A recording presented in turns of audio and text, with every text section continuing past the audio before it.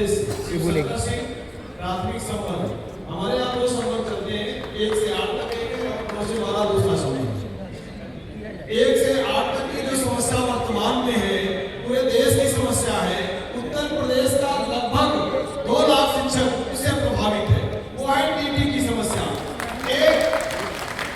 1 सितंबर को माननीय supreme court से निर्गत आदेश के तहत जो समस्या हुई है, उसके कारण उत्तर प्रदेश का शिक्षक केंद्र की तरफ एवीआरएसएम की तरफ पूरी ताकत के साथ देख रहा है कि एवीआरएसएम के द्वारा जारी निर्देश के क्रम में उत्तर प्रदेश का शिक्षक पूरी ताकत के साथ उनके साथ सहयोग करके आगे काम करेगा।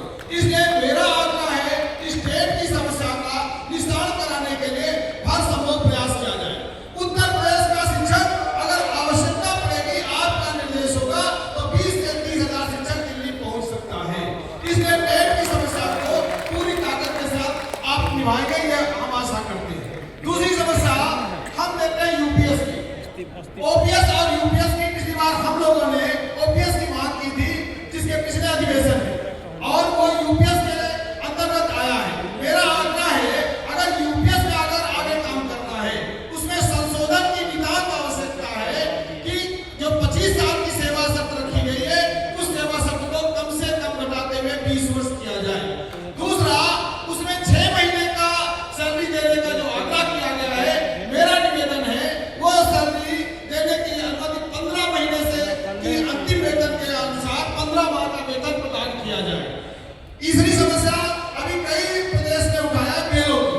मेरा अनुरोध है, आरटी एक्ट के अंतर्गत वो 3 कॉमन है, ये बदलने की जरूरत है। सर मैं उसमें तोड़ना चाहता हूँ। नहीं गैर सेक्शन कुछ नहीं, उसमें जो चुनावी कार्य लिखा गया है उसको डिफाइन करा दिया जाए केवल कि चुनावी कार्य में बीएलओ का कार्य आता है कि नहीं आता है।